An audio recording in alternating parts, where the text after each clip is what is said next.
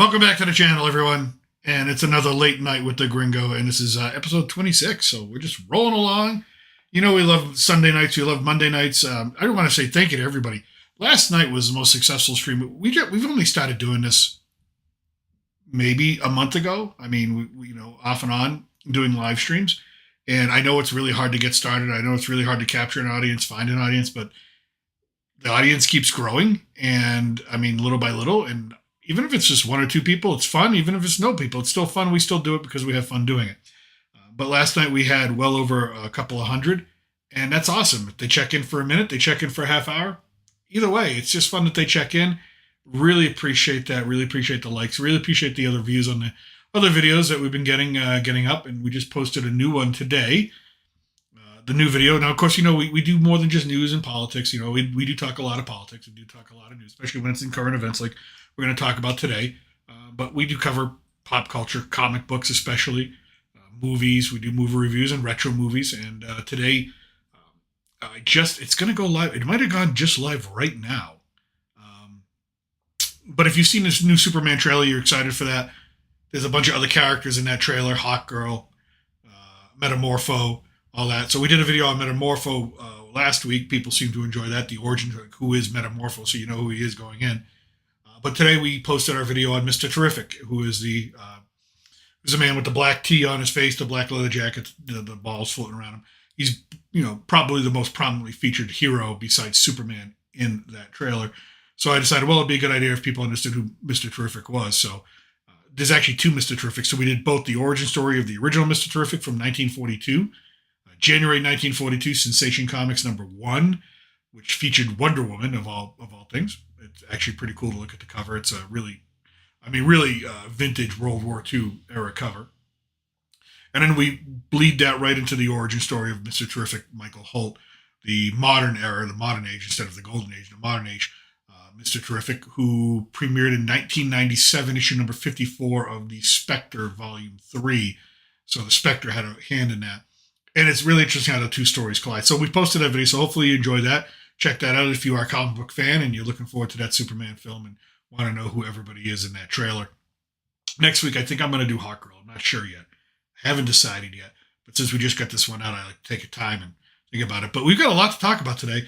We've got a lot of news on the fires in California. It seems like the Santa Ana winds are picking up again, or have picked up, which is the worst news because the last I checked, it was about 14% contained in the Palisades.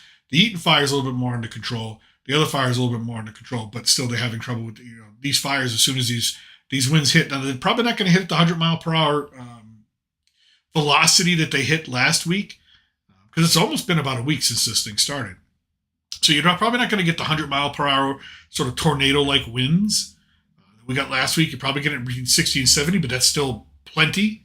That's more than enough to go ahead and blow those embers and start something else and start, spread it out. I've seen some of the pictures, and they're not good. But even worse is the response, and we're going to get it. And that's really what we're going to really talk about is the response. Our two main characters, we have, and depending on how you look at it, we got a hero and a villain. For me, I think the hero right now is Trump and just forcing the hand of, for me, the villain, which is Governor Newsom, really forcing him to really defend his positions and defend his policies. And this fight is going to go on for a little bit now. Newsom is blaming Trump for the fires. I'm not sure exactly how that works. He's blaming Elon Musk for misinformation. Again, I'm not really sure how that works because he's Governor Newsom to me is the king of misinformation. Mayor Bass leaked. Now, we got a couple articles, and I always couch this. They're from the Daily Mail, which is a UK paper.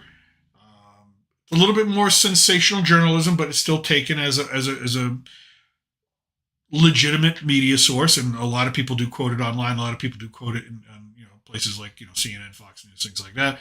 So a couple of interesting articles come out about Mayor Bass and her response to the fire department and their budgets, particularly the day before the fire broke out. There's a memo that leaked on January 6th we're going to get into.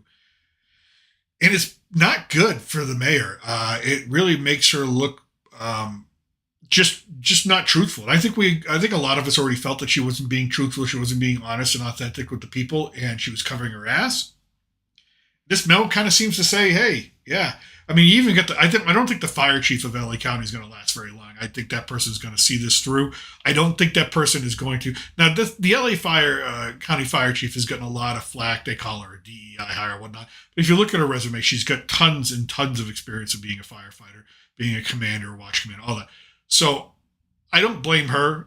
She has said some things that maybe are not the smartest, like she doesn't know how the hydrants work. You would think that the fire chief would know how hydrants work, but she was honest. She said, listen, she said in an interview, and a lot of people thought she was going to get fired for this, but a reporter asked, hey, when you opened up the fire hydrants and no water came out, how did you feel? And to her, she basically said, the expectation is that as a firefighter, if you open up a hydrant, water comes out. That's just a minimal expectation to be able to do your job and save lives. And then they asked, in the same interview, asked her, do you think the city failed you? And she was hesitant to answer the question, but she was asked it again. She finally did yes. She said, yes, the city failed. So definitely, I could honestly believe there's a lot of friction within that leadership group between the mayor, the chiefs, and all the other first responders. And something's going to come out of it. But I bet she just retires, this fire chief. She just retires. I think she's going to see it through this crisis and then put in her resignation, walk away, and kind of go quietly somewhere else, maybe. I don't see her sticking around LA at this point. I don't think how could a lot of them with how many, I think the death toll's up to 24 or 26. Just don't quote me exactly everything on that. But it's climbing. There's arrests being made for arson, but that's being kept under wraps or it's being called misinformation. We'll get into that. There's a whole list. And that seems to be the big deal. It's what's amazing to me. And this is American politics, and this is where American politics shows its worst, is that in this time of crisis, where people need help, and there's still an emergency situation going on, the idea that you're more worried about how you're perceived in the media versus doing your job and helping the people that elected you to that position, that's politics, and that's obviously California politics because that's what we're seeing. But I don't think you can just blame California. Again, a lot of people call it a failed state, and I would say they're probably right at this point. I mean, with everything that's going on, but that's politics. And if you don't like Trump, I get it. You don't like what he's saying. You don't like, like some of the things. You have a lot of information to rebut what he's saying. We're going to get into that because some of the things he's saying is a little odd. And I'm a Trump supporter, so if I'm telling you, hey, but there's some things that are a little odd. We'll get into it because they are just a little bit odd. Maybe he's confounding two pieces of information together. One when it comes to the water supply. But again, we're going to get into that. What I love about the new Trump, I call it the new Donald Trump. By the way, if you hear a little bit of noise, that's my son coming back in here. He's going to join us. He's going to join us on mic in a few minutes or a few seconds. And just kind of setting up his chair and everything, but he's good. How you doing? Few seconds. Few seconds. Few minutes. Few seconds. What do you think I am, a grandfather? I don't want to rush you. I don't want to put you on the spot. I don't want to pressure you. Me announcing you already put me on the spot there, buddy. I'm just saying you're in the room. You're the one making all the noise. It ain't the dog. This is true. So I'm back.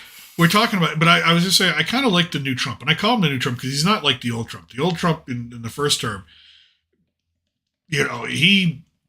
he didn't like being criticized. And I'm not that he likes being criticized now, but I think he's more accepting of the criticism, and he's got a lot more information to back it up, and he's more apt to have a back and forth than shut you down. So I kind of like I don't know, it could be a combination of just he's grown a little older, a little wiser. I think what happened in Butler, Pennsylvania really kind of gave him a different perspective on life or a different way of going about things. Not that he's changed his policies or anything like that, but I think he's gone like, you know what? I don't really care if people disagree with me. They can have their opinions and it don't bother me. And it's, there are more important things to worry about. I think he realized in that moment, oh crap, you know what? I've got really big, important things to worry about. And these people are all counting on me. So you know what? Maybe I'm not the most important person in the room. And a lot of people like to call him a narcissist. The narcissists don't think that way. But I've seen him take criticism. And I've seen J.D. Vance sit there in interviews and say, it's okay to criticize Donald Trump and it's okay to criticize me. But we have to have the conversation about policy, which, again, I think it's someone you didn't have in that first term. What do you think? Well, I mean, a near-death experience would usually kind of straighten some things out in your mind. Yeah. Make things more clearly. Yeah. More clearly. More clear. More clear. Me talk pretty one. Me talk pretty one day. Hey, listen, I know a couple languages interferes up here in the head. You know, people have been asking me what my accent is sometimes when I talk, or when I put out a video. Speaking of, It's a mix of everything. it's a mix of everything. I was born and raised in New England, so I've got The Boston accent. Boston accent, Midwest a little bit here a little and there. Midwest, got some Southeast Texas, and now I've been in Mexico. So I'm picking up a little Spanish accent. I'm all messed up. I can't. Sometimes I look at a word and I'm like, I don't know how to pronounce that. It got really bad for me overseas. I was misspelling words terribly. I couldn't pronounce certain syllables anymore. Yeah. I was like, wow, I look like one of those. Not only do I look like, but I sound like one of those people, who's like English is a second language. Yeah. No, I mean, the new Trump. I mean, I've got hope. As you do with any president coming into office, right? Well, I think you're gonna have. I mean, it's easy to have hope. I mean, you look at what we got now. Little concerned about the Greenland talk and the Canada talk and the Panama talk. Yeah, but did you see the report that came out on Biden today? I didn't put this as part of our agenda we're going to talk about, but I mean, anything's better than what we got right now. And what was the report? It's called the Weiss report. It's from the special prosecutor who's in charge of the Hunter Biden investigation. And he put out this, it's only 26 pages long, so if you want to read it. But he basically absolutely comes out and says the worst thing the president could have done was pardon his son because his son was actually guilty of stuff, and there's still stuff they're investigating, and it doesn't make sense. But he absolutely. Now, this is not a conservative. Legal and judicial process? We can forget about it. But this is not a hardcore conservative saying this stuff. He's actually coming out and saying, this is a Democrat. He's coming out and saying, listen, the people who said that there was a lot of that he was trading on the family name, that he was making millions of dollars he wasn't paying taxes on, and all that stuff, he basically said, yeah, and he got away with it, and this pardon helps him get away with it, and so as a pardon usually does. You mean you got away with a crime? So after he said no, I'm not. He specifically said I'm not going to pardon my son. But so anything's better. Anything's right now is better than what we have now. Because what we have now is not competent. Let's get into some headlines here. Okay. Fast. Oh yeah, this is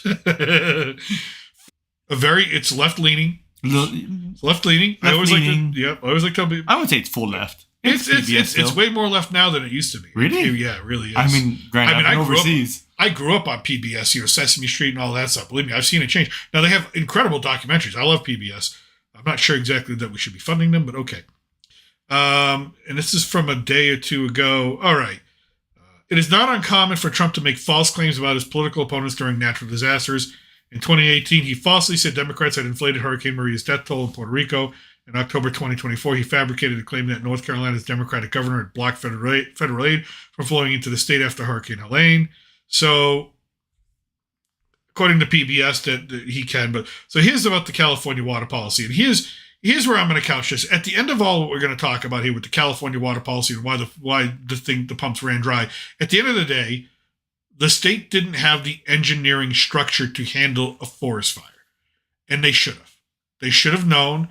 They should have prepared. They should have looked at it and said, okay, we've got if they say, hey, we got all the water. Now, they don't have all the water because there was another article that came out with one of the LA other fire assistant chiefs coming out saying the reservoir was empty and it wasn't filled at the time of the fire. So pretty bad. They didn't have the water. So, all right, as Los Angeles firefighters raced to contain blazes in the Pacific Palisades neighborhood on January 7th and 8th, the area's hydrant water pressure ran low. Well, that happens when you have to use all the water you got because the fire is so big.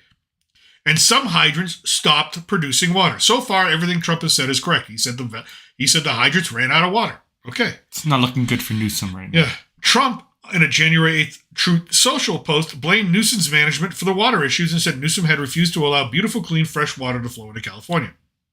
Okay. Quote, this is the quote. Governor Gavin Newsom, or he just calls him Governor Gavin. I love him. He just calls him by his first name. Just Governor Gavin refused to sign the water restoration declaration put before him that would have allowed millions of gallons of water from excess rain and and snowmelt from the north to flow daily into many parts of California, including the areas that are currently burning in a virtually apocalyptic way. Trump said, quote, he wanted to protect an essentially worthless fish called a smelt by giving it less water. It didn't work, but didn't care about the people of California. Now the ultimate price is being paid. Trump's posts seem to blame the water constraints on statewide water management plans that capture rain and snow as it flows from Northern California. But experts said those plans would not have affected the fire response. Okay, I can buy all that. Now tell me how it doesn't affect the response. Tell me how more water flowing down south does not. Okay. So, and here's the problem. They call it misinformation, but they don't tell you exactly what the misinformation is. Southern California, me talk pretty one day, Southern California has plenty of water stored. No, it doesn't. It doesn't. The reservoir was empty, so that's a lie. So whoever Mark Goldwater, the Water Scarcity Solutions Director at the Natural Resources Defense Council and a Southern California Metropolitan Water District board member, said, that's one hell of a title, Mark Gold. Well, you have other people out there that were fighting the fire that said the reservoirs were empty. So it's pick 'em. It's pick 'em at this point. The local water shortages happened because the city's infrastructure wasn't designed to respond to a fire as large as the one that broke out in the Palisades and elsewhere. Okay, well, that's a failure of Governor Newsom. It's a failure of the leadership in Los Angeles. It's a failure of the political policies, plain and simple. Sounds about right. I think it's a fair judgment. Okay, so let's just say you had all the water in the world. It still wouldn't have mattered because you didn't have the ability to get up to where houses were built. You didn't have the. So again, it doesn't matter. You could tell me Trump's giving you misinformation. In the end, Trump is correct by saying you weren't able to handle this fire. You didn't have the resources or or you didn't have the ability to do it. So don't be pointing the finger saying Trump's misinforming us. And well, then tell us the truth. Yeah.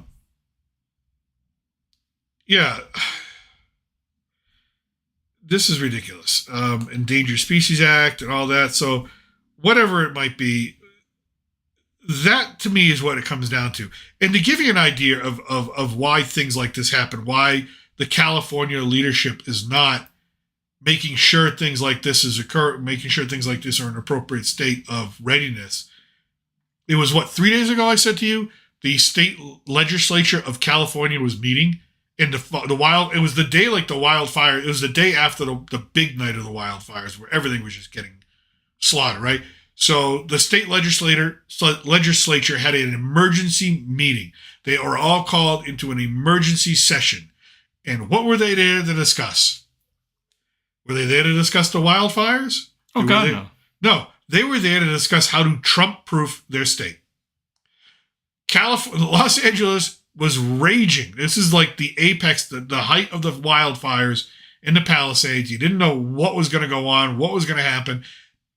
And the state politicians met on that day for a special emergency session to discuss Donald Trump. Not to discuss water, not to discuss firefighting, not to discuss resources, not to discuss money, the insurance companies pulling out people without insurance, not to discuss delivering food, not to delivering aid, not to discuss how to maybe reach out to other states for help.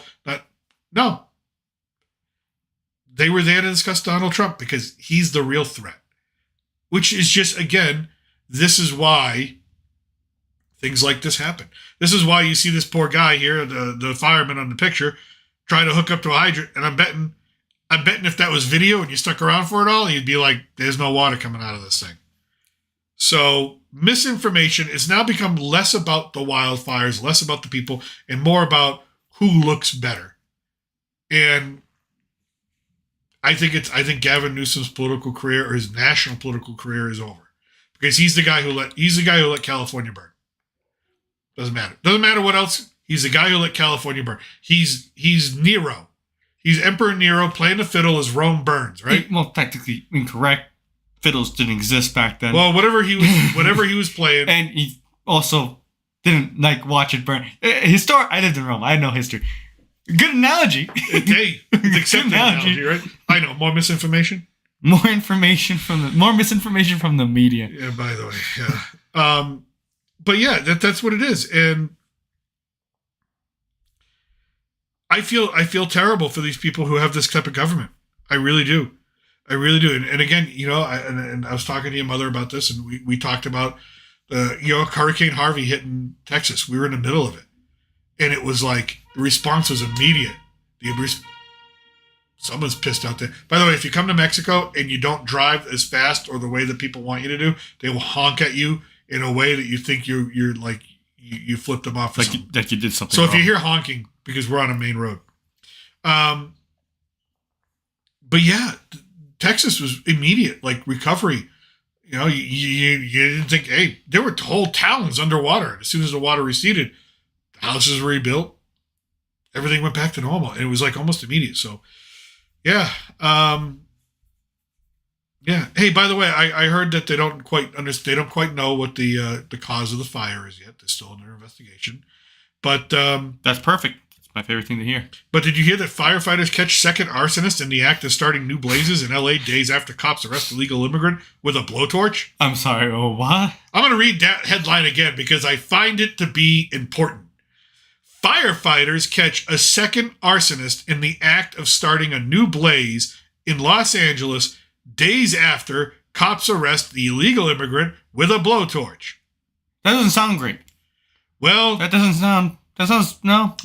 A man has been arrested after firefighters caught him actively lighting fires in Los Angeles County. It has emerged. Why don't we hear about this in our news? Have you heard about this in our news? No. I haven't heard about this. I've been watching this. Ruben Montez, 29, please don't be Mexican, was arrested for arson on Sunday in Irwindale, California, roughly 16 miles away from Altadena, where the deadly Eaton fire continues to rage. Firefighters were responding to a small brush fire in Irwindale when they witnessed Montez starting blazes in the area, police have confirmed. He was detained by officers at the scene and ultimately arrested for arson. Details surrounding the incident are limited, and police have not revealed where Montez was booked. That's probably a good thing to know, because you know what? There's plenty of pissed off people that just they probably don't want to. Yeah, you have some street justice right there. Don't want that to happen. Police have also not revealed if Montez was responsible for starting the brush fire or if any of the blazes that he allegedly lit have caused damage. It is also unclear. There's a lot of unclear. Unclear if he has any ties to any other fires ravaging Los Angeles. His arrest comes just days after an illegal immigrant, there we go, oh boy, was detained for allegedly setting a fire in Calabasas, west of Beverly Hills. The catastrophic LA fires have killed 24 people and burned more than 40,000 acres. It goes on just to give some more stuff, but apparently there's people out there just lighting fires. Doesn't sound good. It doesn't really sound good, no. And good. I'm just like, well, that's interesting. How many people do you think maybe they've arrested more and we just don't know about it? I've heard there are more arrests, but I've seen videos teasing other arrests, but I haven't clicked on them. But if someone has lit these fires, for what are they? Just a fire? I mean, I've never met. I met you. You like fire, but hey, you like candles and stuff like that. I don't. But no, fair assessment. Actually, I never. Now I think about it. Yeah, she's got a point. I've never met a person who's an actual fire bug, and I don't know if this is attracting firebugs. What's going on in LA? But if they're just like coming across people with blowtorches, I mean, straight up blowtorches. What happened to the National Guard? Like, people can't get to their homes to check to see if they've been looted, but yet these guys can scrawl through the brush and with blowtorches? Like, what are we watching? Like, who's watching what? Where are we watching this stuff? I don't know how they're getting through. Are they just walking through the fires like, yeah, just keep spreading it? Again, where's the priority here? It's slightly concerning there. It's slightly concerning. Oh my God, that's just terrible.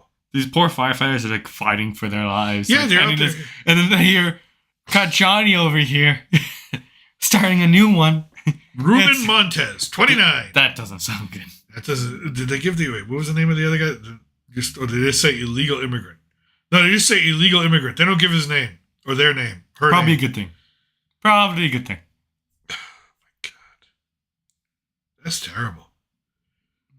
It's another win for the Democrats. I mean, Win for in what world is that a win? I mean that's very sarcastically.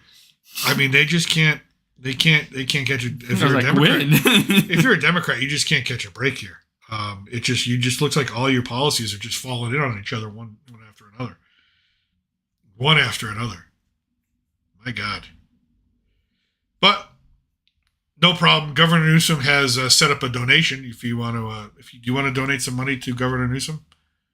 Oh, so this is to his campaign? For what? Well, I'm not quite sure. And what do you mean donate money to Okay. him? I'm going to try to avoid misinformation as much as possible with this because there's a lot out there. So, have you ever heard of Act Blue? No. Okay. Act Blue is a Democratic platform fundraising online organization mechanism that almost every Democrat in the last election cycle used to raise money. So Governor Newsom, the primary people the primary organization he's using to receive money into the state for firefighters and LA fire relief is connected to this super PAC. You have to go to Act Blue, the website, which is a Democratic political website, not the Red Cross. Anyways. So in this. So what happens is this. All right. Most people, they have love in their heart. They go to this website. They want to donate money. And the thing starts asking them questions like, what's your phone number? Now, it's optional to give your phone number, but some people, they just want to donate the money. They don't read everything, and they enter their phone number. Guess what happens when you enter your phone number? You're put on a list. What kind of list? Well, let's see. I'm concerned. Oh, what kind of list? I don't like lists no more. Visitors who have passed that stage and are attempting to donate to the California Fire Foundation are prompted to enter their phone numbers in an optional field.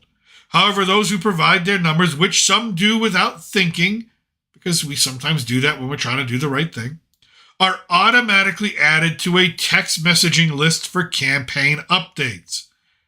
The disclaimer at the bottom of the page reads, by providing your cell phone number, you consent to receive periodic campaign updates through automated text messages from Gavin Newsom's campaign for democracy. For SMS message and data rates may apply. What kind of text help for help, stop to end. Some online users express concern over being automatically opted into campaign marketing. However, the donation form specifies that providing a phone number is optional. Yay. Woo! That's awesome that you went through a super PAC, that was your answer. Like I said, the Democrats, Rahm Emanuel, the guy who helped orchestrate Obama's administration, famous quote, Democrats never let a good crisis go to waste. Never let a good crisis go to waste. If it's a violent act with guns, go after the Second Amendment. If it's an act that involves speech that someone doesn't like, go after the First. If it involves if it involves something like weather related, go after climate change. That's the playbook. That's Rahm Emanuel, smart guy, smart politician on the complete other side of the fence that I am at, and that I think a lot of people are at. But yes. So a spokesperson for Governor Newsom told GV Wire, which is doing this report, not a cent of these donations go to Gavin Newsom or his PAC. Governor Newsom is proud to have raised $550,000 for the Fire Foundation in small dollar contributions during these fires and is grateful for the people across the nation who have come together to help Californians in their time of need. Because never in the history of super PACs has there ever been an accounting error. Accounting error. Money's never been mishandled before. Money, especially during a crisis. Not in California. Holy crap. I don't get it no more. And I think we said it yesterday. If you want to donate money, please donate where you want, but please do the research on who you're donating it to. Please do the research on the mechanism that you're using, whether it's the Red Cross or whatever, whatnot. Please make sure that you're looking at the right website. You're looking at what their values are, what their messages are, where things are going, how much of the money is being taken. Like there's operating costs. I think UNICEF is like the worst one of the worst, right?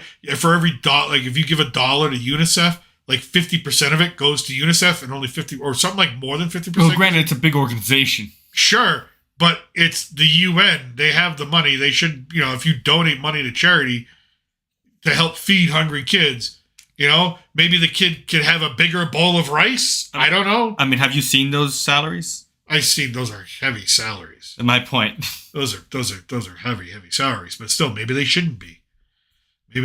So how political is this getting, and how political is it going to get?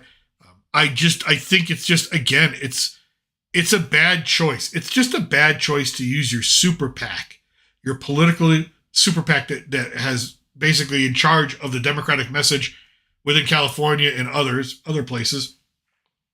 It's just a bad choice to use that as your fundraising platform. It's California. There's plenty of IT people out there that work for the government. Hey, can you whip up this website real quick for me? So people can donate money directly to the LA fire relief. You don't need, instead of connecting it to this, it would take someone half a day. I feel like you should just plug in the actual big charities there instead of like, go. No, don't donate to the Red Cross. Donate to my website. Donate to my website. Because I know where that should go. Yeah. Granted, there's no water in your fire hydrants, but I know where that money should go. Yeah, I don't. That guy with my money right now? Yeah. What was the statement? It was like, oh, don't worry, you get like the state allowed or mandated $43,000. Yeah. Somebody said, like, there was a report, they were asking a politician, they were asking a member of Congress, federal Congress, that people will be eligible up to $43,600. Now, that might be an initial payout or not. I don't know, but they'll have to pass. But that's the initial fee. Like, if you just lost your house that's $3 million and everything in it is another $500,000, $43,000, 600. It's like, okay. I mean, yeah, it's $43,000, but hey, it's chump change. Sounds like a good amount of money. So, speaking of money. So, anyways, giving money to Governor Newsom because he knows how to use it, as he's proven in the past.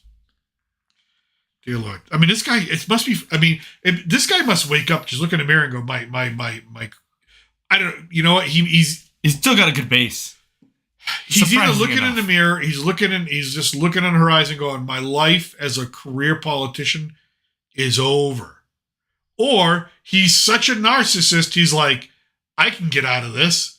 It's not my fault. It's their fault. He's pointing fingers at local people. Like, they asked him live on TV, Governor Newsom, why didn't the water come out of the fire hydrants? Why are the fire hydrants dry? And he literally did this. Watch. He literally put his hands up in the air and he goes, it's a local issue. And I'm like, Local. I'm like, that's your state. It's your state. You're the goddamn governor. You should have that Los answer. Angeles. It's like your biggest city. It's like the second largest city in the United States. You should have some sort of. There should be some understanding of the city. It's a city from. What do you mean? Oh my, but last year, but you know what he did? He is capable of speeding in the action. Remember when the president of China came to San Francisco? Man, within 2 days, all the poop was off the street. All the homeless disappeared. Remember that? We should go back. I mean, I'm not saying we should invite leaders all the time, but I mean, if that's what it takes. Dude, you know what? That would be. That's what we should do. You know what? We should all write a letter to the president of China, the Xi Jinping, and say, you should get on a plane and come to Los Angeles right now. Just get on a plane, and I bet, what is it, a 16-hour flight from there? Just get over here. Just get over. See, I bet as soon as you tell Governor Newsom that Xi Jinping is going to be here in 16 hours, that fire is gone. Like, it'll be like nothing happened. He'll probably plant trees to hide all the burnt houses. Like, it'll just be en masse, en force, because his boss is coming. This really riles me up. Anyways, again, because I feel terrible for these people. I absolutely. Now, I don't know how you're going to feel about this next story. I really don't. When it comes to the fires, I still don't know how I feel. This next story. Senator Tuberville, Tommy Tuberville from the great state of Alabama, which honestly, I love driving through. I went through Alabama twice. It was fun. It was a great state. We stopped at this one barbecue joint. It was great. Good people. And I really do mean that. Roll Tide. Even though I know it's not a good year for you guys. Tuberville says California doesn't deserve funding after wildfires unless it makes some changes. Just several questions. I have several questions. What? Can't really just go out and say that. Quote, if you go to California, you run into a lot of Republicans. No, you don't. I've been to California. I didn't run into any Republicans. I mean, unless I was looking at you. A lot of good people. Yes, a lot of good people. And I hate it for them. But they're just overwhelmed by these inner city woke policies with the people that vote for them. And yes, he's absolutely right. He's absolutely right. They've prioritized DEI over funding for the fire. They funded DEI and diversity training, but they didn't fund hiring firefighters. They didn't fund fixing the engineering, fixing the water system and the water delivery system. So yes, he's absolutely right. I'm not going to argue with that. Tuberville said on Newsmax's The Chris Salcedo Show in a clip highlight. Okay. And, I don't mind sending them some money, but unless they show that they're going to change their ways and get back to building dams and storing water, doing the maintenance with the brush and the trees and everything that everybody else does in the country, and they refuse to do it, they don't deserve anything, to be honest with you, unless they show us they're going to make some changes. All right. I don't think we should be pressuring. It seems like we can't weaponize federal aid. Can you? I mean, I'm all for. Listen, I think that if it's the federal government, maybe that's fine. Like if the president's saying, "Listen, I need to make some changes before we fine, maybe." But once you have other states threatening other states, that usually doesn't go well. I mean, if you take he's a chapter from our history. This is the federal government. He is the federal. He's a senator, so this would have true. But he's a senator. But he's a senator of a state, and he's making a political comment. Well, he should be. I don't know. Okay. So wait. So I'm all for. Listen, Trump's going to come into office. He's going to put immigration policy as one of his first priorities, and there's already some states out there that said they're going to resist him. I'm all for the federal government saying to those states, "You want to resist this policy? We're not going to fund you anymore. You don't get any more federal funding." I'm okay with that. You can't have it both ways. You can't say, I want the money, but I'm not going to do what the federal government asked me to do for national security, for the good of the country, for domestic policy, for the will of the voters of the entire nation. So I'm okay with that. Massachusetts is already, the governor of Massachusetts already came out and said, we're not going to comply with immigration policies for Trump. Okay. Trump's like, right, you're not going to get any money for your schools. You're not going to get any money for your aid, for your housing, anything like that. It's all on you. I'm okay with that. I am. I think we should all be. So it's a slippery slope. It's a slippery slope. I think this is a different situation where, okay. Yeah, I understand. You're on open rebellion against the president of the United States over something that should be a federal issue. Yeah. Then okay, yes. Well, because you're talking about the will of the people in an election. I mean, obviously the election was a landslide. The will of the people was they want Trump's immigration policies. So yes, you're an open rebellion against the will of the people. You're actually saying that the election that we held has no meaning to you, has no bearing to you, whether your state went blue or red. It doesn't matter at this point. It was a landslide. The will of the people should prevail. Anyways, Senate Majority Whip. And do you know what, by the way, do you know what a Majority Whip does? What does it do? A Majority Whip, his job, or their job, because it could be a woman one day, is primarily to make sure the votes are there for whatever bill is supposed to, like, that's their primary job.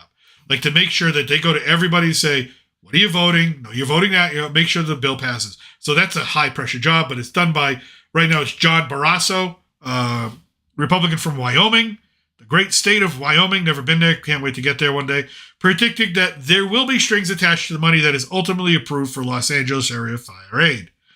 Do you expect, though, that Congress and Republicans will still help these Americans in need, even if they don't like their local politics in the party? That was a question asked on Face the Nation. I expect that there will be strings attached to the money that is ultimately approved, and it has to do with being ready the next time, because this was a gross failure this time. Okay, it's tough love. I'm not saying I'm against it. Part of me is like, listen, Newt Gingrich said it best. At some point in time, when you look at your fellow citizens and they are suffering under a government that is not doing the right thing, and they're suffering, they're dying, when do we have a responsibility as our brothers and sisters of citizens of the country to say, listen, you got to change things, and maybe put the carrot on the stick, maybe have a little bit of tough love, maybe say, hey, this is, you've got to change. Whether you want to see it or not, you've got to change. Hey, I was a teenager. I needed my ass kicked because I thought I knew better. I needed my ass kicked. Yeah, you got to change, It's the same thing maybe, Right. So, but again, I just don't want people to be homeless. I don't want these poor people who lost their houses, who lost loved ones, who lost pets, who lost precious memories and things they'll never be able to replace, photographs, things like that. I don't want them to suffer. I don't want them to be in the streets, but this is catastrophic, and it can't be the status quo anymore, right? California Governor Newsom raised concerns in an interview that aired Sunday about the chance of President-elect Trump withholding federal disaster aid to the Golden State during the deadly fires. Quote, he's done it in Utah, he's done it in Michigan, he did it in Puerto Rico. California back before I was even governor in 2018, until he found out folks in Orange County voted for him and he decided to give them money, Newsom said in an interview. Okay. I think I'm frozen. You might be. I might be. I might have froze. Granted, my phone is dead, so I have no way to check your stream. No, I'm good. You good? I didn't hear this thing go out, so. I got to figure out what that is. So, I mean, it's not that he did. That's misinformation. That's misinformation. In Utah, Michigan, and Puerto Rico, he wanted to make sure it was going to the right place. Puerto Rico was so corrupt that getting aid down there wasn't going to get to the people. It was not going to get there. And the reason why he withheld it is he wanted to make sure it was going to the right. He even went down and they had that famous thing where he's like, Trump throwing. He's just there, just throwing paper towels. Just people are just clamoring. If they didn't like Trump and they didn't like conservative values and policies, guess what?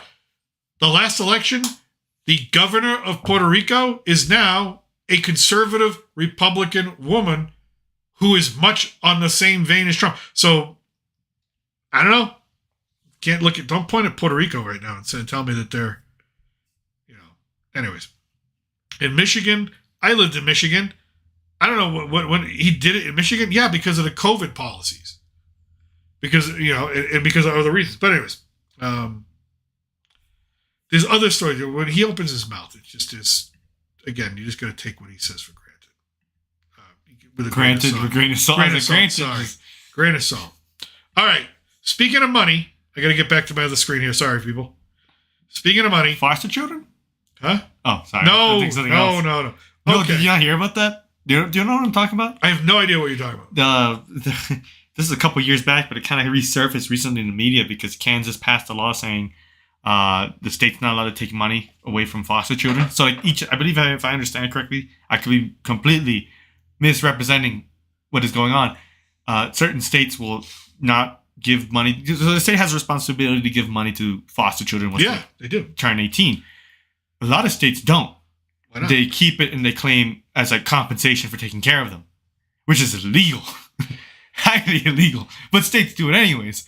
Certain states disclose how much they were taking. One of the states was California.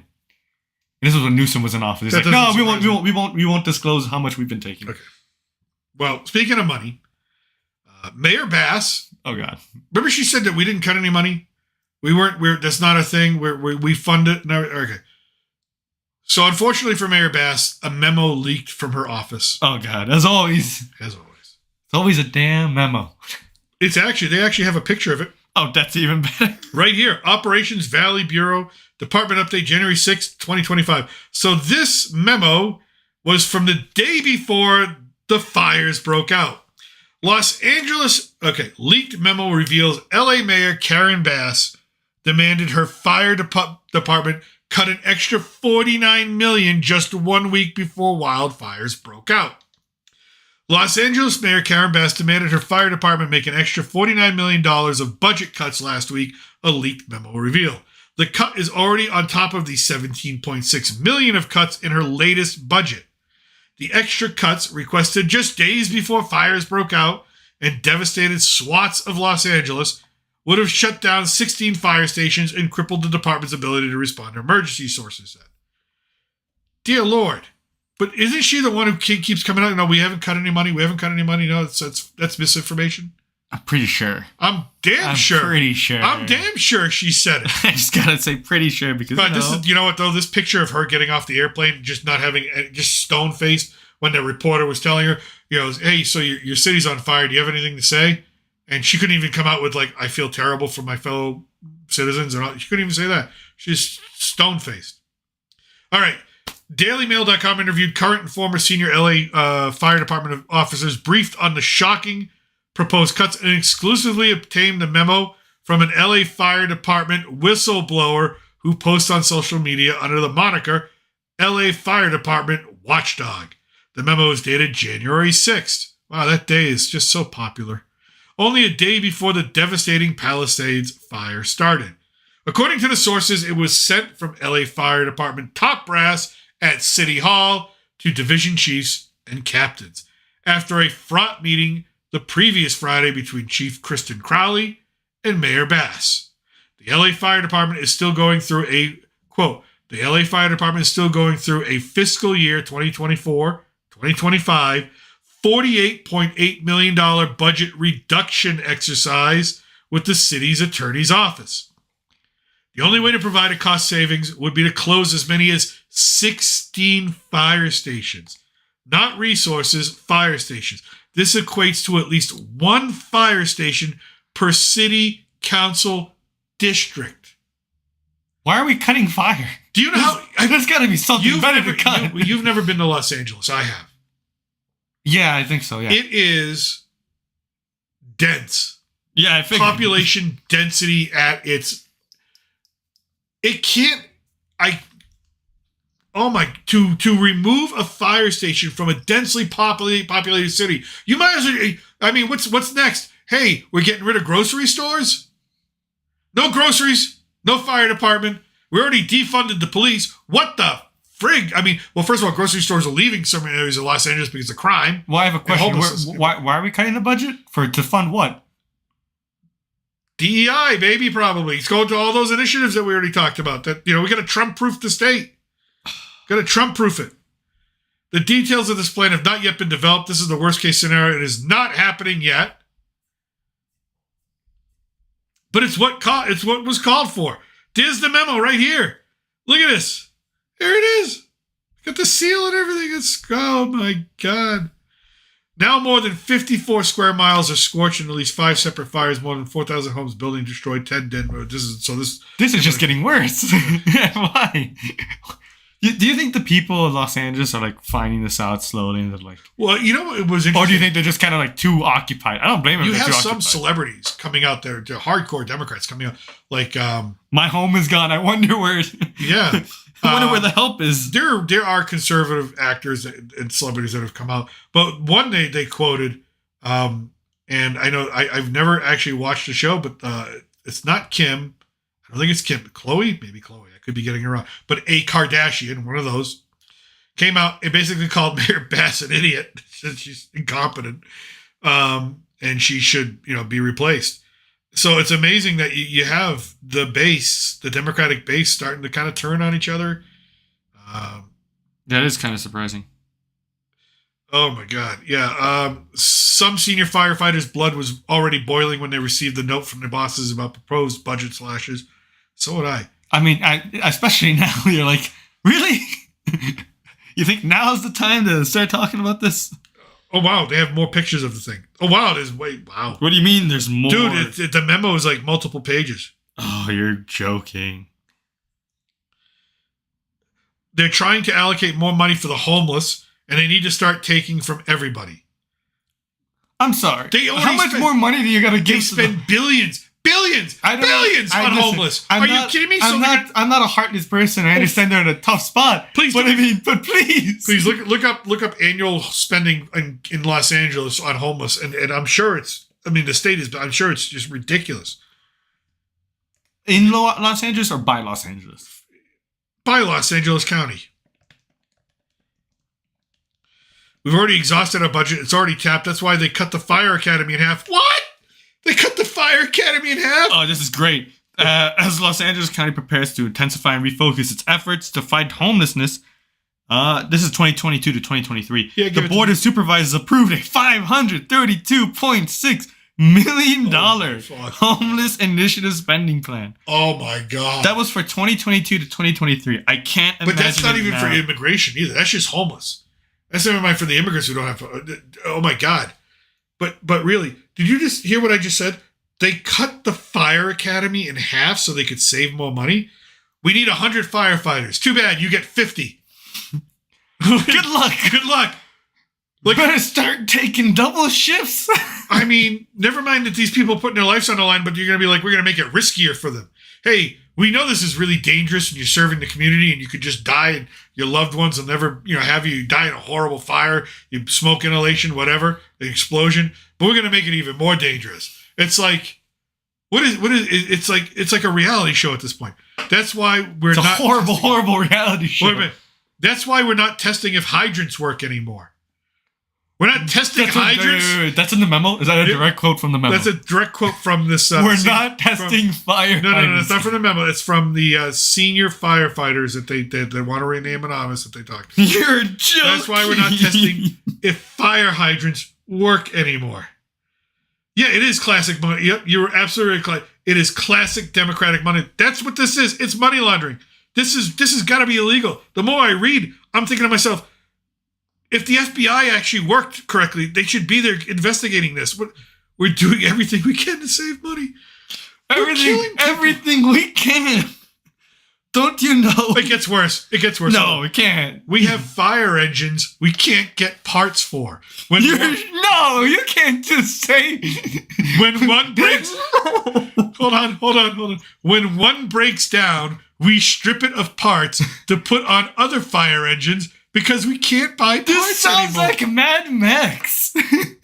This sounds apocalyptic. What do you mean? They're just...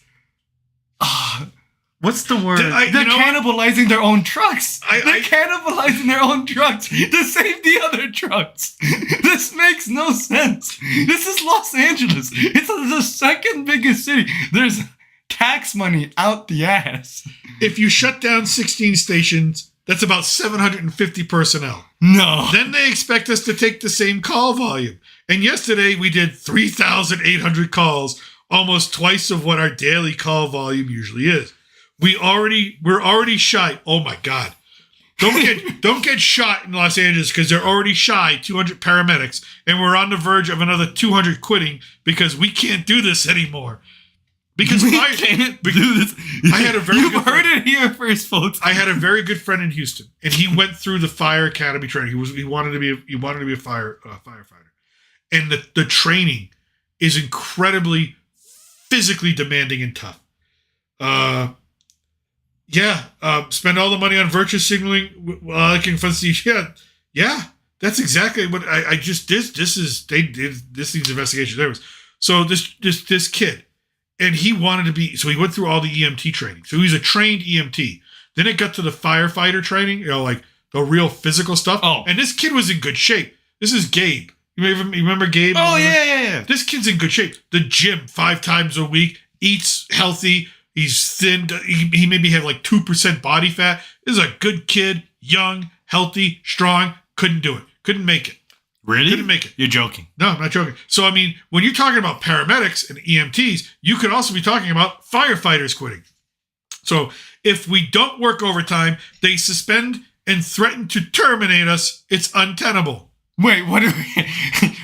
Here are less workers, less resources, same if not more volume of calls.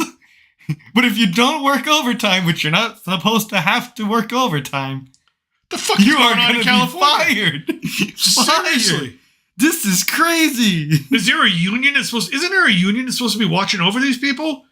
Like, I would imagine. I'd hope. I'd like to interview. That's the interview I want to see. I want to see the head of the union, the firefighters union, and ask them these questions and be like, what the frig? What is going on? Wait. Bass wanted to cut even more, one source briefed on the meeting said. They asked for $49 million more on Friday last week. The chief said, we don't have it. The mayor said, find it. Find it? Who is this a-hole mayor? This my is God. crazy. Chief Find Crowley, it? Chief Crowley, and again, she's gotten a lot of crap, this chief, right? They say she's a DEI hire. I can see that. You look at her, she looks like a linebacker. Yeah, I see it. But she has got a resume that makes her qualified. I read her resume. She's a 20-year veteran. She's qualified. So I'm believing this chief. You hear this? Qualify. This is the person you need in charge. Okay, so wait, Chief Crowley. Yeah, it's insane. Absolutely, Clyde. It's insane. Thank you for the chat. I appreciate it. This just gets worse by the minute. Please don't tell me it gets worse. $17.6 million of cuts the mayor successfully steered through a city council vote had severely limited the department's capacity to prepare for, train for, and respond to large-scale emergencies, including wildfires. Crowley wrote the warning in a December 4. So there's a memo that the fire chief of Los Angeles wrote, first reported by NBC LA, highlighting the $7 million reduction in overtime variable staffing hours it caused, which it adversely affected the department's ability to maintain core operations such as training, fire prevention, community education, like don't light fires. Don't light fires in a really dry area surrounded by really dry trees. Someone needs to go to jail. This sounds criminal at this point. Someone needs to go to jail.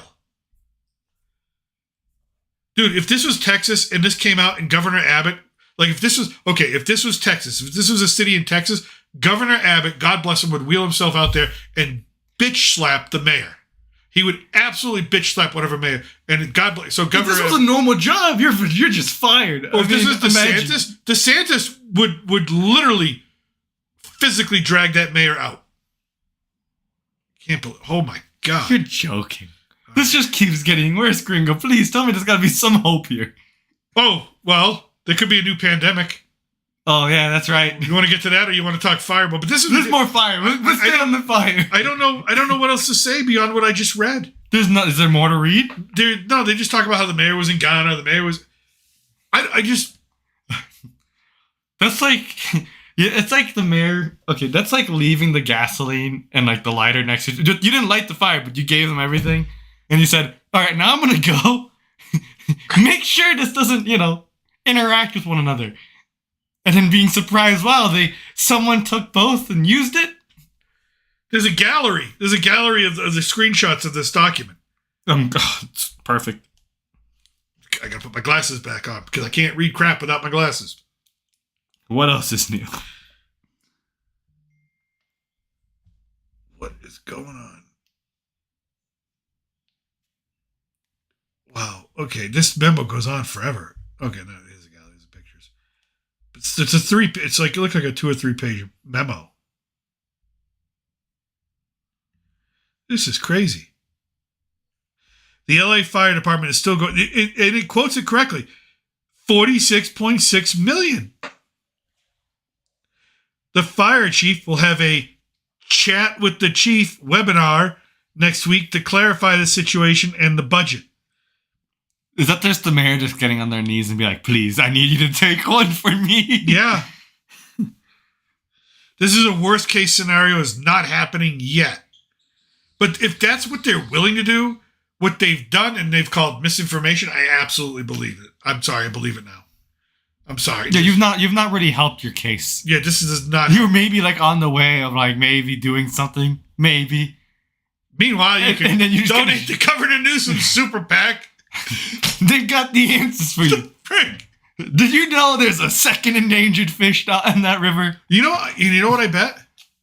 You know what I bet? The federal government's going to have to pay these firefighters. These LA firefighters. If there's no money, they're not getting their overtime, and they're working overtime right now. If there was ever a time for firefighters to work overtime, it's now. That they're not going to get their checks. It's going to be the federal government and Uncle Joe Biden in his last 3 or 4 days telling FEMA to pay these firefighters. I mean, are you surprised? At this point, no. At this point, I'm. But what I just read is just Christ. If you live in California, get out if you can. And I know a lot of people can't because it's expensive to move, but I mean, I lived in Texas. I've spent time in Florida, Michigan. They're lovely places. They really are. I mean, yeah, you don't look at the ocean, but they're lovely places. All right. That was unreal.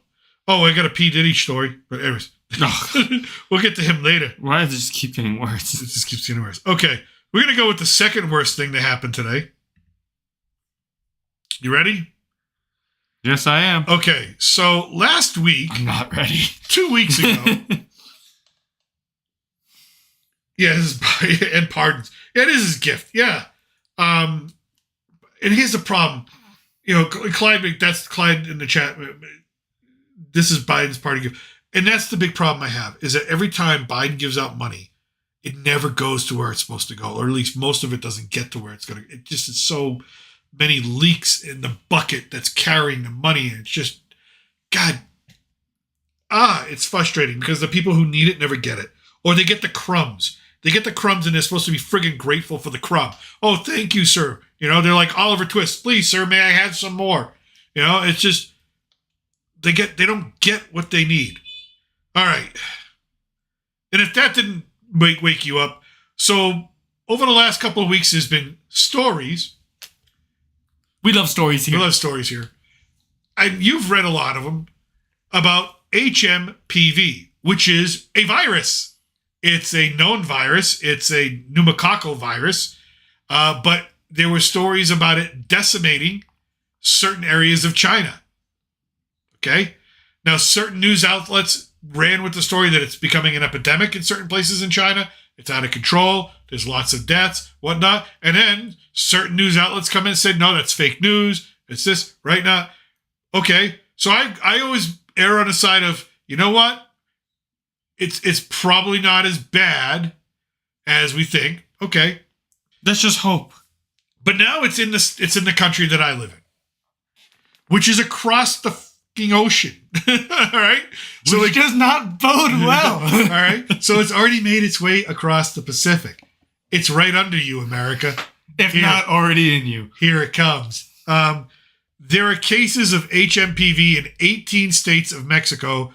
I think there's only 31 states in Mexico. So, you got a warning for me? No, I thought there was more chat. Oh, no. We're good. There are only 31 states in Mexico. So this is from this health edition. This is going to quote the health minister of Mexico.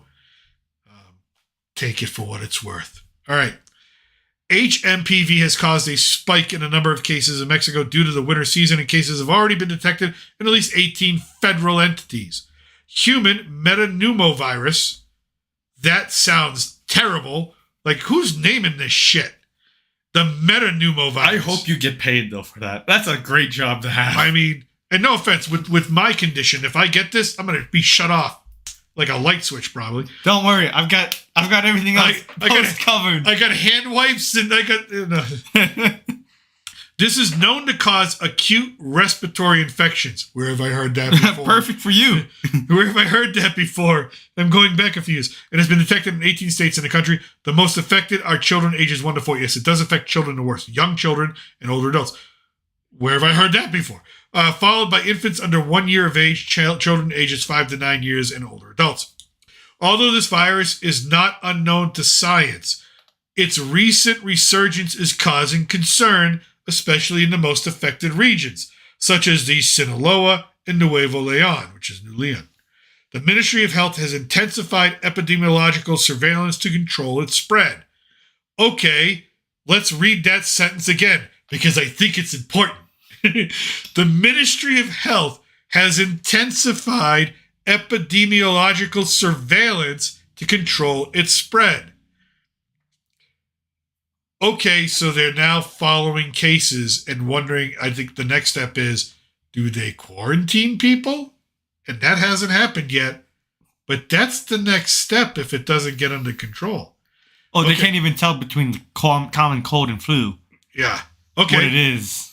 So those of you in Mexico that are listening, According to the latest reports of the 2024-2025 winter season, HMPV is found in the following states: Nuevo Leon, Mexico City, the State of Mexico, Yucatan, Jalisco, Colima, Campeche, Quintana Roo, which I love Quintana Roo, Tulum, it's awesome, I love it there, Guerrero, Querétaro, Tlaxcala, I love Tlaxcala, I spent almost a year there, love it there, lovely people, Morelos, Oaxaca, Hidalgo, Tabasco, Veracruz, Guanajuato, and Chiapas. Now add that to the list, the state of Puebla.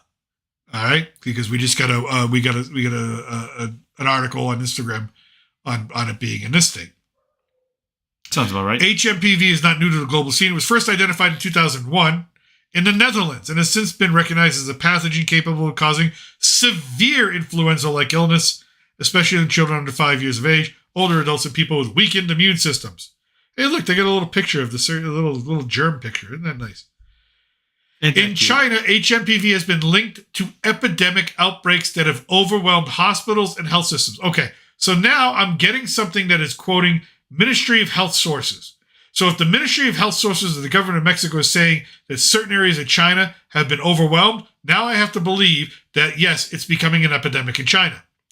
Although Mexican authorities have emphasized that the virus does not represent a pandemic risk, in the country, the similarities of its symptoms with those of the common cold and flu make it a challenge for early detection and contagion control. What if it does what the C word does and it changes, it evolves, it mutates? What happens then? The head of the Ministry of Health, David Kirshanovic, that's not a Mexican name, but hey, I'll go with it, has asked the population to remain calm. There's nothing to see here, assuring that the health system is prepared to face the situation. However, he also called for active prevention, especially in the most vulnerable groups. It is a flu that is not accompanied by a high mortality rate. Good, but we must remain vigilant, he said. What is human meningitis? Okay, we already kind of talked about that. It's like pneumonia. It's only 2 decades old, so this is a new thing. So they don't know much. Okay. No, they don't know much about it. Young people over the age of 65, and those with chronic diseases. I'm one of those. I won. You won the lottery. I'm one of the groups. Yes. Yes. Young people. Life insurance. People Here we over come. 65 years of age. But then here I come with the same chronic diseases. Oh, baby. Your mother's going to kill me for celebrating this. All right. It's clinical. Why would she? No, I'm joking. Its clinical manifestations include, oh, good. I love it when they give this. Fever, persistent cough, nasal congestion. I have that every day anyways. Sore throat, difficulty breathing. I'm 240 pounds. I got difficulty breathing anyways. Wheezing. Okay, I haven't wheezed yet. Have I wheezed? Am I wheezing? No. Are you a wheezer? I'm not a wheezer. Although not yet. One day you will be. Avoid complications that might require hospitalization. It should be noted that HMPV cases that have been recorded in Mexico for some years now, for example, in 2022, 191 cases were recorded. Yeah, but that was the old version. There's this new version going around. Yeah. It's the 2.0. We got a software update. No more glitches. Oh, wait. Streamlined. Its presence is considered normal and has never put public health at risk, nor has it been predominant over other respiratory viruses. So there's no need to be alarmed. Although in China, it seems to be overwhelming them. Oh, my God. I love it here. Journalist Juan Leva. Good reporting, man. That's an excellent report. I'm gonna have to follow this guy. I'll follow this guy somewhere. I'll save this and follow this guy. It's a good report. Debate. This is translated from the Spanish. So this is actually from a Spanish website. It's not an English website. So I'm gonna have to follow this. Take a look at this. Sign up for notifications. But yeah. So China said it's not a problem. There's nothing to see here, but obviously there's something to see here because the Mexican government said there's something to see there. Now the Mexican government is saying there's nothing to see here, and we have to wait to see if there's something to see here. So if I get it, you'll be the first to know. Gringo, there's a lot of we'll see here. We'll see here. We'll figure it out. There's nothing to see here. Go home. Please disperse. Please disperse. As everything else behind you is on fire. Oh, God. You know what would be horrific at this point? What would be horrific? You got the huge issue with you got everybody gathered up in one place in Los Angeles, for the shelters and stuff. And, new virus discovered. It's just outbreak. California. This is California. New virus, who knows? But California, the They all took their shots. They took their jabs. They lined up like Hear me out. New version though. New version. How many new versions have there been of this of C19? I'm not Look honestly. at how many. Actually, look at how many variants of C19 are there now, because they keep coming out. They're like, you need to get vaccinated. You get the I'm like, I got 3 in the beginning, so I could get my card so I could travel. There's 1, 2, 3, 4 versions. There's 4 versions. Like there might be more. That's one article. That's from last year, September. And there's a bunch of different names here. It could be 4 plus. 4 plus. Estimate. We'll guesstimate. That's awesome. Good job. Good job with that. Holy crap. So, yeah, we'll keep you updated with what's going on down here, because guess what? If it starts here, it's going to be there soon. So I'll definitely keep everybody updated. That's that one. That one kind of, I was like, oh God, we got another one. All right. We've come to the point in the broadcast, I don't know if you call it the stream, it's more, where it's time for some fun.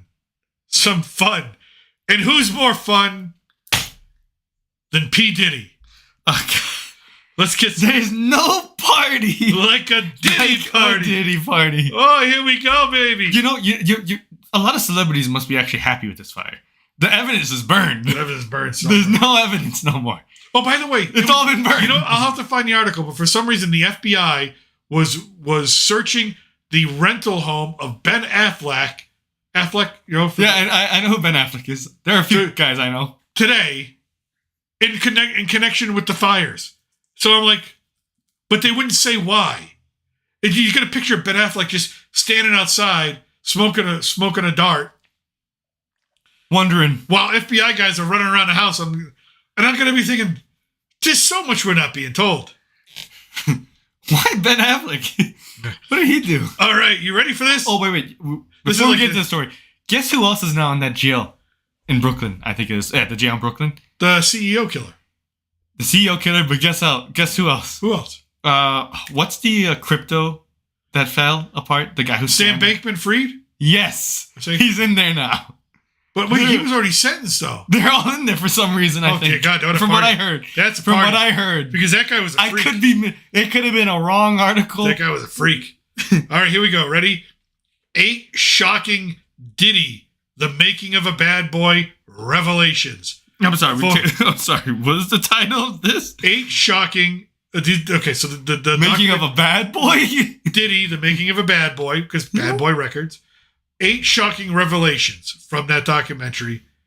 Former bodyguard, the band member recall alleged sexual abuse and sexual misconduct. Okay, let's see. I haven't. Okay, just fair warning. Some of the stuff may get graphic, but let's see what we got here. Your favorite. Jesus. Oh my God. Okay, here we go. Dude, it just keeps getting worse. All right, where do I start here with this? Jesus. All right, here we go. Apparently, though, the premiere, you can watch the documentary starting tomorrow on January 14th. Okay. All right. His former bodyguard, an anonymous bad boy employee, his makeup artist, a former member of the band, and Al B. Sure are all in this documentary. They share their experiences with Combs, reflecting on moments that give insight into the experiences that the world never saw. Thank God. There's just some things we don't need to see. What? Kim Porter, Combs' late on and off again girlfriend, who died in 2018 from lobar pneumonia, is a recurring talking point in the documentary, with several people stating that she was a victim of domestic abuse. Al B. Sure, who shares a son with Porter, gave his first interview since the allegations against Combs began, reflecting on the time he met Porter. After Sure and Porter had their son, Quincy Browns, Combs was introduced to Porter while they were all in the studio, and soon they began dating. So she was a victim. Okay. Now I can't get into that with his legal proceedings. Okay. This is a poorly written article. They should just, if you're going to say 8 things, you have number 1, number 2, number 3, number 4. She looked like she was bruised and stuff like that, but she wasn't saying much of nothing, he would say. Okay. Yeah, she was definitely a victim. I can absolutely say she was a victim.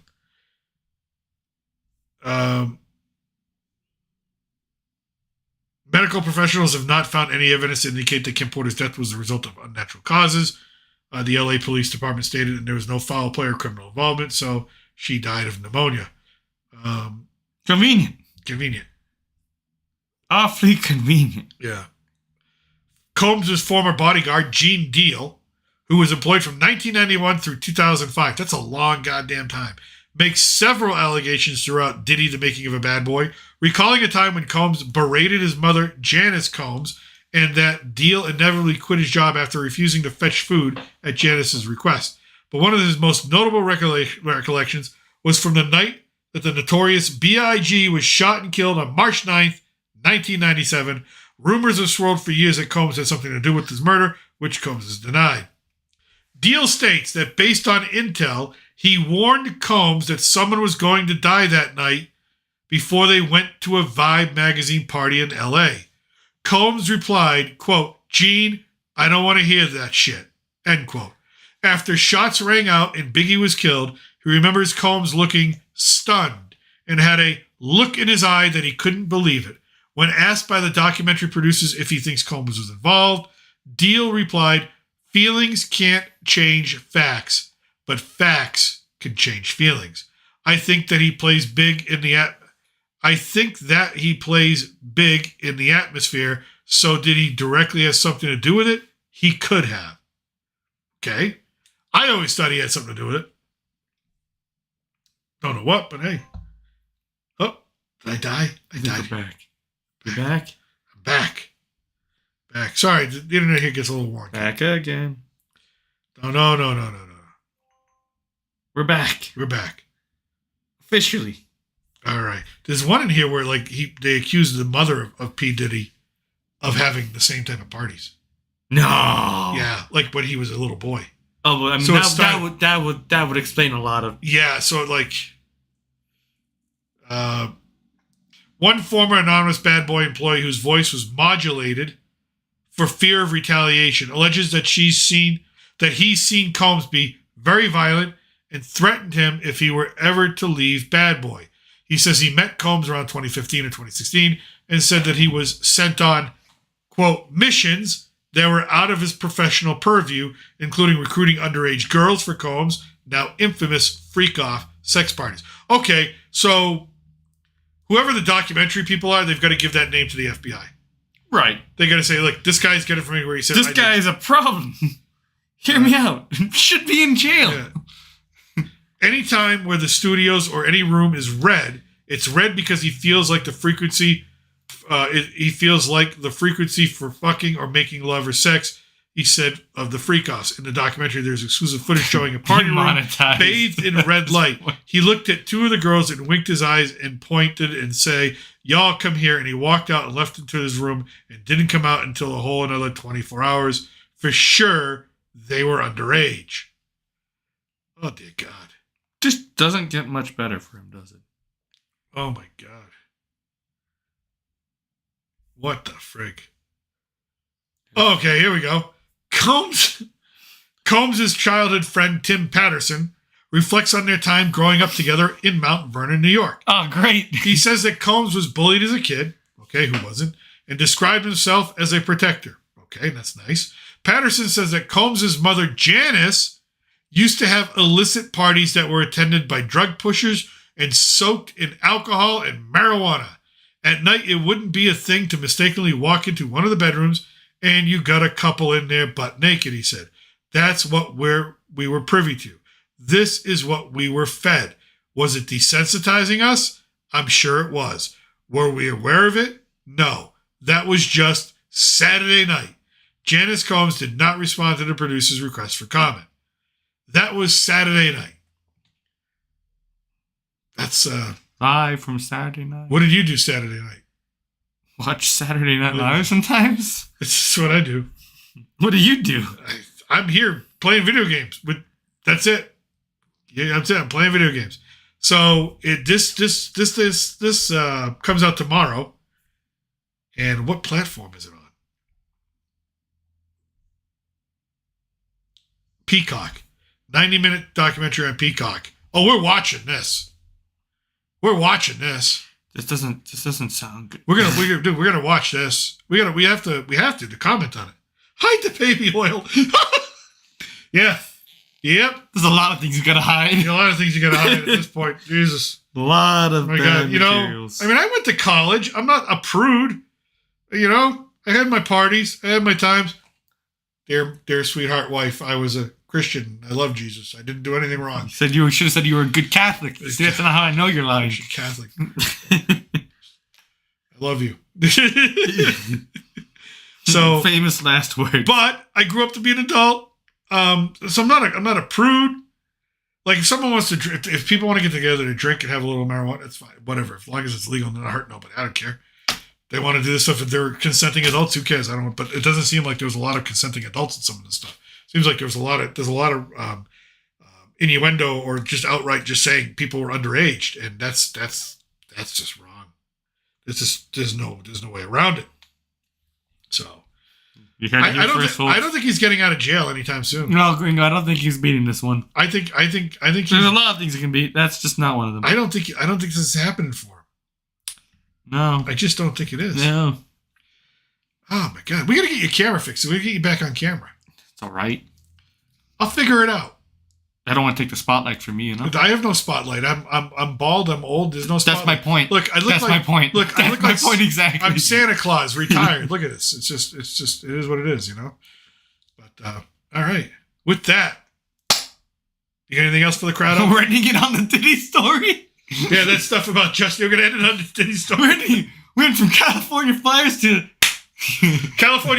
to possible epidemic to Diddy. Granted, all kind of connected, Yeah. A lot of evidence was probably burned. Yeah, Clyde. Yeah, the stuff about Justin Bieber is absolutely. The lyrics of his song, the way he acts when he talks about it, the way what's most telling is what he doesn't say now. And I'm sure that he's living a little bit more quieter life right now and a more stable life. And he's having to talk things out and he's trying to get therapy or help. And God bless him. Hopefully he gets that help. No one deserves that. But yikes. Yeah. I mean, it is terrible. And it just seems like, everything's ever since the year 2000. It seems like this is just a common occurrence. Falling apart. I don't know what it is. Is it society? And maybe it's probably always been around, but hidden in the shadows. But I mean, the year 2000 in Boston, if you were a Catholic, you were just floored, and if you were just a normal human being, you were just floored because that's when all the stuff came out. Yeah, he has people. Thank God he has people, because that's when Spotlight came out with all the stuff about the Catholic Church and hiding it and making the abuse of children a cottage industry. So you get that, and then you start getting all this other stuff coming out. You got Me Too, you got Diddy, you got Epstein, you got all this stuff just starts coming out, and it's just like, how many monsters are out there? Just how many and then you see it down here. Here you get to see. Here's like the beginning of the pipeline. You see people, see kids, missing posters, things like that. It's the beginning of the pipeline, and you have to think to yourself, how prevalent is it that this is out there, and what can we do to stop it? And I don't know what we can do to stop it. Hopefully we can. Hopefully we can figure it out. Yep. Yeah. All right. With that, Clyde, thank you for all the comments. I really appreciate it. I appreciate all your time. Thank you very much. We'll be back on later this week. We usually, what is it? Thursdays we usually go? Thursdays, Sundays, and Mondays. Thursdays, Sundays, and Mondays. We're going to change that schedule a little bit Thursday, but yeah. When you're standing like God, this is what happened. Yeah. Yeah, there's a movie that came out that Cry Freedom or The Sound of Freedom. And there's a line in it that says, God's children are not for sale. And whether you're religious or not, you have to believe that. God's children should not be for sale.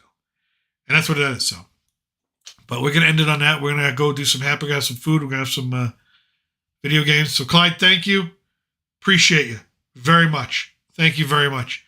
With that, I'm still your reluctant gringo from somewhere south of the border. We'll keep the news and any updates coming. But thank you, salut, and I'll wave everybody. We're going to transition on out of here. Bum.